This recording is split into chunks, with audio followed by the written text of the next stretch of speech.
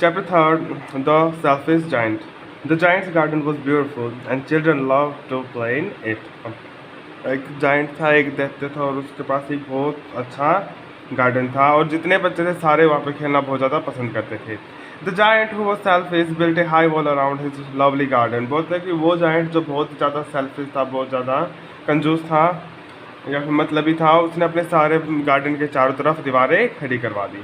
Children did not enter the garden there after. बोलते इसके बाद वो बच्चे कभी भी उस गार्डन में नहीं घुस पाते हैं. No did spring and summer till the giant experience change of heart. और बोलते जब तक उस जाइंट का दिल नहीं बदल गया तब तक ना तो वहाँ पे कोई भी वसंत ऋतु आई और ना ही वहाँ पे गर्मियाँ आई. Every afternoon as they were coming from school, the children used to go and play in the giant's garden. बोलते जब भी दोपहर को छुट्टी होने के बाद बच्चे अक्सर वापस घर आते और उस आते वक्त उसके जो जाइंट जो था उसके गार्डन में खेलने डेली जाते. It was a large lovely garden with soft green grass. बोलते बहुत बड़ा सा गार्डन था और उसके अंदर हरी हरी बहुत ज़्यादा कोमल घास उगी हुई थी. Here and there over the grass stood beautiful flowers like stars, and there were 12 peach trees that in the springtime broke out into delicate blossom of pink and pearl, and in autumn bore rich fruit. अब बोलते हैं कि here and there over the grass stood beautiful flowers like star. बोलता है कि घास के इधर उधर फूल लगे हुए थे और बिल्कुल ऐसे लगते जैसे कि तारे लगे हों. And there were 12 peach tree. और बोलता है कि 12 तो वहाँ पे पीच के ट्री थे. That in spring time broke out into delicate blossom of pink and pearl, and in autumn bore rich fruit. बोलते हैं जो स्प्रिंग का महीना जब आता तो मतलब कि उसके अंदर फूल लगने लग जाते हैं और ऑटम का महीना आते ही वो फूल फलों में बदल जाते हैं. The birds sat on the trees and sang so sweetly that the children used to stop their games in order to listen to them. और बोलता है कि वहाँ पे पक्षी इतने अच्छे अच्छे गाने गाते, इतनी मधुर आवाज़ में बोलते हैं कि सारे बच्चे अपना खेल छोड़ के और उनको सुनने में लग जाते हैं. How happy we are here, they cried to each other. एक दूसरे को बोलते कि देखो यहाँ पे हम कितने ज़्यादा खुश रहते हैं. One day the giant came back. और बोलते कि एक दिन वो जाइंट जो था वो वापस आ गया. He had been to visit his friend. बोलते वो अपने एक दोस्त के यहाँ पे गया हुआ था. द गोर्निस ओग्र. वो एक ऐसे दोस्त, उसका दोस्त ऐसा दैत्य था जो इंसानों को खाता था, ogre. And had stayed with him for 7 year. बोलते उसके साथ 7 साल आराम से बिता के उसके साथ रह के वापस अपने घर आ गया. When he arrived, he saw the children playing in the garden. बोलते जब वो अपने घर वापस आया तो उसने देखा कि उसके बाग में जो है वो बच्चे खेल रहे थे. What are you doing here? He cried in a very gruff voice, and the children ran away. अब बोलते उसने पूछा तुम क्या कर रहे हो, इतने मतलब कि कठोर आवाज़ में पूछा तो सारे बच्चे जो हैं वहाँ से भाग गए.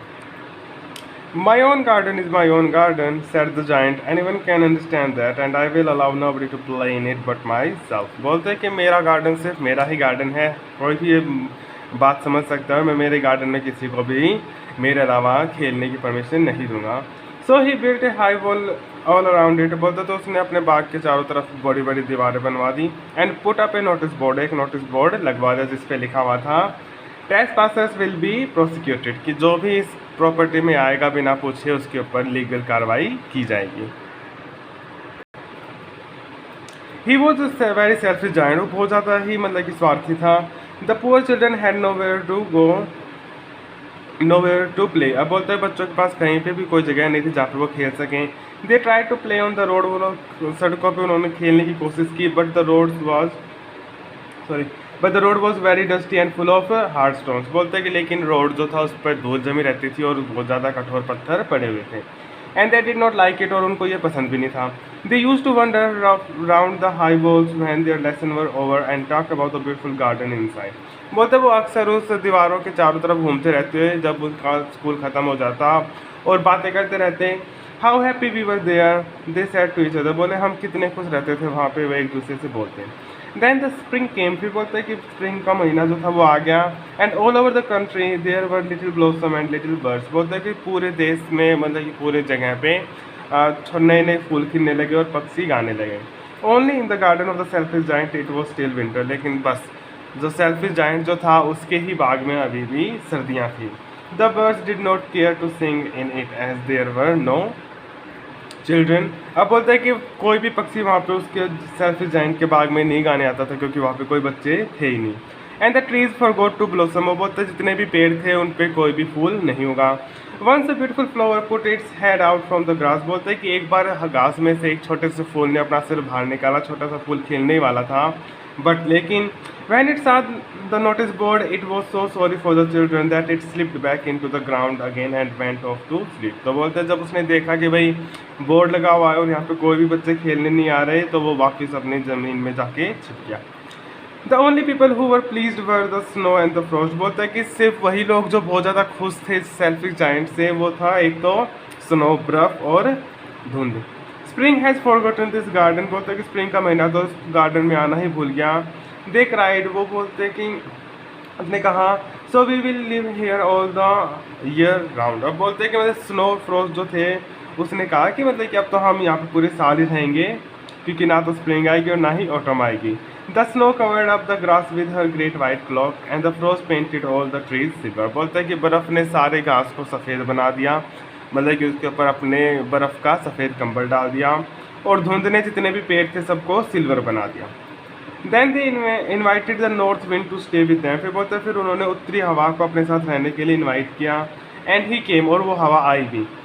ही वॉज रैप्ड इन फर्स and he road all day about the garden and blue the chimney pots down, और बोलता है कि वो हवा जो सारा दिन वहाँ पे बहती रहती थी गार्डन में, ठंडी हवा, और जितनी भी चिमनी की जितनी भी आग थी सारी आग को उसने बुझा भी दिया।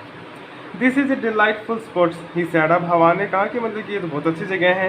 We must ask hail on a visit, अब बोलता है कि हमें ओले जो होते हैं बोलते हैं उनको भी बुला लेना चाहिए कि भाई तू भी आके इस गार्डन में रह ले। सो द हेल कम, बोलते हैं कि अब ओले भी आ गए। Every day for 3 hours he Ratle on the roof of the castle till he broke most of the slates and then he ran round and round the garden as fast as he could go। अब बोलते हैं कि ओले वहाँ पे आए, तो बोलता है कि डेली के डेली वो ओले 3 घंटे तक उसके जो जाइंट का जो कासल था उसकी छत के ऊपर बरसते रहते हैं। तो बहुत सारे उसने स्लेट जो है वो तोड़ दी, और बोलता है कि इधर उधर वो सारे उसने बाग गार्डन जो था उसकी सारी घास को बर्बाद कर दिया। He was dressed in grey and his breath was like ice, बोलता है कि उसके कपड़े तो ग्रे कलर के थे ओलों के, और उसकी सांसें जो थी वो बिल्कुल बर्फ़ के जैसी थी।